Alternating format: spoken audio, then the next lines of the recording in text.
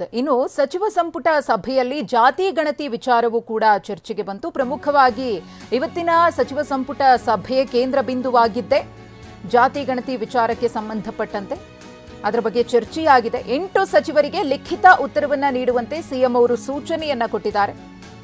ಸಚಿವ ಸಂಪುಟ ಸಭೆಯಲ್ಲಿ ಪ್ರತ್ಯೇಕ ಸಭೆಯ ಬಗ್ಗೆಯೂ ಕೂಡ ಚರ್ಚೆಯನ್ನ ಮಾಡಲಾಗಿದೆ. ಜಾತಿ ಗಣತಿ ಅನುಷ್ಠಾನದ ಕುರಿತು ಪ್ರತ್ಯೇಕ ಸಭೆ ನಡೆಯುವ ಸಾಧ್ಯತೆ ಇದೆ. ಸಂಪುಟ ಸಭೆ ಅಥವಾ ಹಿರಿಯ ಸಚಿವರ ಸಭೆ ಸಾಧ್ಯತೆ.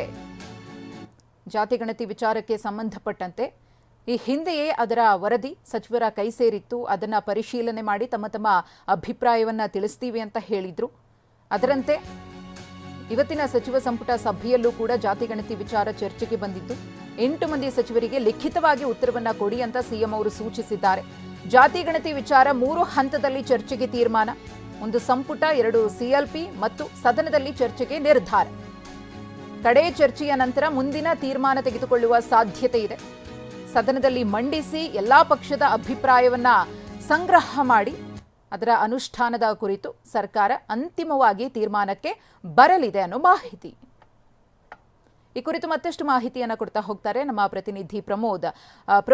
ಇವತ್ತಿನ ಸಚಿವ ಸಂಪುಟ ಸಭೆ ಜಾತಿ ಗಣತಿ ವಿಚಾರದಲ್ಲೇ ಕೇಂದ್ರ ಬಿಂದುವಾಗಿತ್ತು. ಏನು ಆಗಬಹುದು ಅಂತ ಹೇಳಿ ಚರ್ಚೆಯಾಗಿದೆ. 8 ಸಚಿವರಿಗೆ ಲಿಖಿತವಾಗಿ ಉತ್ತರ ಕೊಡಿ ಅಂತ ಸಿಎಂ ಸೂಚನೆಯನ್ನ ಕೊಟ್ಟಿದ್ದಾರೆ.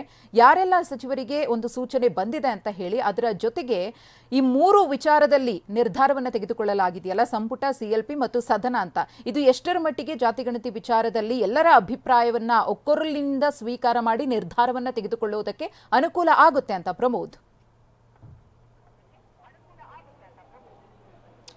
ಮಧು, ಈ ಒಂದು ವಿಚಾರ ತುಂಬ ಸೂಕ್ಷ್ಮ ವಿಚಾರ ಆಗಿರುವಂಥ ಹಿನ್ನೆಲೆಯಲ್ಲಿ ಪ್ರಮುಖವಾಗಿ ಈ ಜಾತಿ ಗಣತಿ ಅನುಷ್ಠಾನ ಅನ್ನುವಂಥದ್ದು ಅಷ್ಟು ಸುಲಭ ಇಲ್ಲ. ಸರ್ಕಾರದ ಮಟ್ಟದಲ್ಲಿ ಅಥವಾ ಸಚಿವರ ಮಟ್ಟದಲ್ಲೇ ಈಗಾಗಲೇ ಅನೇಕ ಸಚಿವರು, ಪ್ರಮುಖವಾಗಿ ಲಿಂಗಾಯತ ಮತ್ತು ಒಕ್ಕಲಿಗ ಸಚಿವರು ಕೂಡ ಇದಕ್ಕೆ ಆಕ್ಷೇಪವನ್ನು ವ್ಯಕ್ತಪಡಿಸಿದ್ದಾರೆ. ಸಂಪುಟ ಸಭೆಯಲ್ಲೇ ಕೂಡ ಜಾತಿ ಗಣತಿಯನ್ನು ತಿರಸ್ಕಾರ ಮಾಡಬೇಕು ಅನ್ನುವಂಥ ನೇರವಾದಂಥ ಬೇಡಿಕೆಯನ್ನು ಕೂಡ ಮುಂದಿಟ್ಟಿದ್ದರು. ಹೀಗಾಗಿ ಇದನ್ನು ಏಕಾಏಕಿ ಜಾರಿ ಮಾಡೋದಕ್ಕಿಂತ ಹೆಚ್ಚಾಗಿ ಇದನ್ನು ಮುಂದಿನ ಹಂತದಲ್ಲಿ ಬೇರೆ ಬೇರೆ ವ್ಯಾಪ್ತಿಯಲ್ಲಿ, ಮೊದಲನೇದಾಗಿ ಇವತ್ತಿನ ಸಂಪುಟ ಸಭೆಯಲ್ಲಿ ಚರ್ಚೆ ಅಪೂರ್ಣವಾಗಿದೆ ಅನ್ನುವಂಥ ಮಾತನ್ನು ಈಗಾಗಲೇ ಎಚ್.ಕೆ. ಪಾಟೀಲ್ ಈಗ ತಾನೇ ಹೇಳಿದ್ದಾರೆ.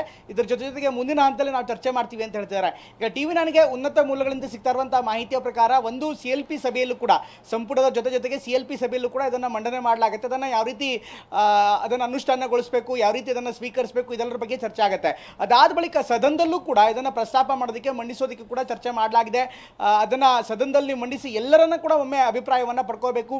ಎಲ್ಲ ಪಕ್ಷದವರಿಗೂ ಕೂಡ ಮಾತಾಡೋಕ್ಕೆ ಮುಕ್ತ ಅವಕಾಶವನ್ನು ಕೊಡೋದ್ರ ಜೊತೆಗೆ ಒಂದು ಸ್ಪಷ್ಟವಾದಂಥ ಚಿತ್ರಣವನ್ನು ರಾಜ್ಯದ ಜನರ ಮುಂದೆ ಇಡೋದಕ್ಕೂ ಕೂಡ ಸುಲಭವಾಗುತ್ತೆ. ಹೀಗಾಗಿ ಎಲ್ಲರ ಅಭಿಪ್ರಾಯ ಕೂಡ ಅಲ್ಲಿ ದಾಖಲಾಗುತ್ತೆ ಕೂಡ. ಹೀಗಾಗಿ ಈ ಎಲ್ಲ ಆಯಾಮದಲ್ಲಿ ಚರ್ಚೆ ಮಾಡೋದಕ್ಕೆ ಅವಕಾಶ ಕೊಡಬೇಕು ಅಂತ ಚರ್ಚೆ ಆಗಿದೆ. ಹೀಗಾಗಿ ತತ್ಕ್ಷಣಕ್ಕೆ ಸದ್ಯಕ್ಕಂತೂ ಏಕಾಏಕಿ ಜಾತಿ ಗಣತಿ ಇಂಪ್ಲಿಮೆಂಟ್ ಆಗಲ್ಲ. ಬದಲಾಗಿ ಸ್ವಲ್ಪ ಕಾಲಾನಂತರದಲ್ಲಿ, ಅದು ಸಿಎಲ್ಪಿ ಸಭೆಯಿಂದ ಮತ್ತೆ ಯಾವಾಗ ಸೆಷನ್ಸ್ ಬರುತ್ತೆ, ಬರುವಂಥ ಅಧಿವೇಶನದಲ್ಲೇ ಬರುತ್ತಾ ಅಥವಾ ಮುಂದಿನ ಅಧಿವೇಶನಕ್ಕೆ ಬರುತ್ತಾ, ಇದೆಲ್ಲವೂ ಕೂಡ ನೋಡಬೇಕಾಗಿದೆ. ಹಾಗಾಗಿ ಮುಂದಿನ ಹಂತದಲ್ಲಿ ಇದೆಲ್ಲವೂ ಕೂಡ ಕಾರ್ಯರೂಪಕ್ಕೆ ತರುವಂಥ ನಿಟ್ಟಿನಲ್ಲಿ ಸಂಪುಟ ಸಭೆ ಚರ್ಚೆ ಮಾಡಿದೆ. ಇವತ್ತಿನ ಸಭೆಯಲ್ಲಿ ಈ ಜಾತಿ ಗಣತಿ ವಿಚಾರ ಇದೆ, ಅದು ಅದರ ಚರ್ಚೆ ಅಪೂರ್ಣವಾಗಿದೆ ಅನ್ನುವಂಥ ಮಾಹಿತಿ ಲಭ್ಯವಾಗ್ತಾ ಇದೆ.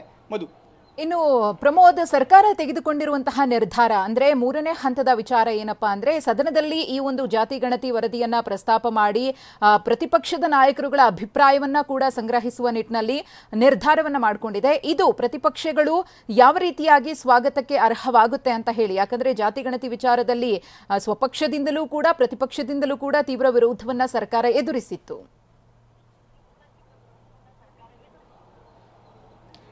ಮಧು, ವಿಪಕ್ಷಗಳು ಇದನ್ನು ಸ್ವಾಗತ ಮಾಡ್ತಾರೆ ಅಂತ ಹೇಳೋಕ್ಕಾಗಲ್ಲ. ಆದರೆ ಇದರಲ್ಲಿ ಒಂದು ಖಂಡಿತ ರಾಜಕೀಯ ಕೂಡ ಇದೆ. ಯಾಕೆಂದರೆ ಸದನದಲ್ಲಿ ಇಟ್ಟಂಥ ಸಂದರ್ಭದಲ್ಲಿ ಒಂದು ಸ್ಪಷ್ಟವಾದಂಥ ಚಿತ್ರಣ ಸಿಗುತ್ತೆ. ಮೊದಲನೇದಾಗಿ ರಾಜ್ಯದ ಜನರಿಗೆ ಒಂದು ವರದಿಯಲ್ಲಿ ಏನಿದೆ ಅನ್ನೋದರ ಸಂಪೂರ್ಣ ವಿವರವನ್ನು ಅಧಿಕೃತವಾಗಿ ಕೊಟ್ಟಂತಾಗತ್ತೆ. ಅಟ್ ದ ಸೇಮ್ ಟೈಮ್ ಈಗಾಗಲೇ ಚರ್ಚೆಗೆ ಅವಕಾಶ ಕೊಟ್ಟಂಥ ಸಂದರ್ಭದಲ್ಲಿ ಅಥವಾ ನೇರವಾಗಿ ಸದನದಲ್ಲಿ ಇದನ್ನು ಚರ್ಚೆ ಮಾಡ್ತಾರೆ ಅಂತ ಹೇಳಿದಾಗ ಪ್ರತಿಯೊಬ್ಬರ ಮಾತು ಕೂಡ ಅಲ್ಲಿ ದಾಖಲಾಗತ್ತೆ. ಯಾವ್ಯಾವ ನಾಯಕರ ಅಭಿಪ್ರಾಯ ಏನು, ಹೊರಗಡೆ ಮಾಧ್ಯಮದಲ್ಲಿ ಮಾತನಾಡುವಂಥದ್ದು ಅಥವಾ ಸಾರ್ವಜನಿಕ ರಂಗದಲ್ಲಿ ಮಾತನಾಡುವಂಥದ್ದು ಬೇರೆ ವಿಚಾರ.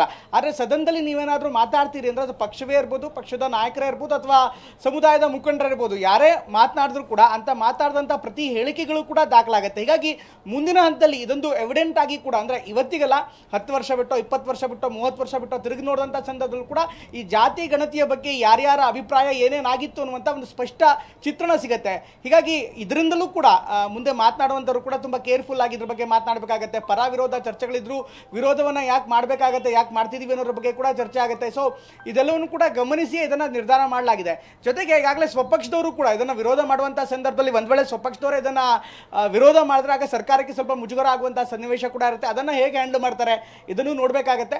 ಒಟ್ಟಿನಲ್ಲಿ ಈ ಜಾತಿ ಗಣತಿ ವಿಚಾರ ಏನಿದೆ ಅದು ಬಹುಶಃ ಪಕ್ಷಾತೀತವಾಗಿ ಕೆಲವೊಂದು ವಿಷಯದಲ್ಲಿ ಮುಂದುವರೆದಿದೆ. ಹೀಗಾಗಿ ಇದನ್ನು ಹ್ಯಾಂಡಲ್ ಮಾಡುವಂಥ ನಿಟ್ಟಿನಲ್ಲಿ ಅಥವಾ ಇದನ್ನು ಒಂದು ಅಭಿಪ್ರಾಯವನ್ನು ರೂಪಿಸುವಂಥ ನಿಟ್ಟಿನಲ್ಲಿ ಒಂದು ದಾಖಲೆಯನ್ನು ಸೃಷ್ಟಿ ಮಾಡುವಂಥ ನಿಟ್ಟಿನಲ್ಲಿ ಇದಕ್ಕೆ ಪೂರಕವಂಥ ಅಭಿಪ್ರಾಯವನ್ನು ಸಂಗ್ರಹ ಮಾಡುವಂಥ ನಿಟ್ಟಿನಲ್ಲಿ ಈಗ ಸರ್ಕಾರ ಸದನದಲ್ಲೂ ಕೂಡ ಪ್ರಸ್ತಾಪ ಮಾಡುವಂಥ ಒಂದು ಸಾಧ್ಯತೆಯನ್ನು ಮುಂದಿಟ್ಕೊಂಡಿದೆ. ಮಧು. ಓಕೆ, ಧನ್ಯವಾದ ಪ್ರಮೋದ್ ತಮ್ಮ ಮಾಹಿತಿಗಾಗಿ.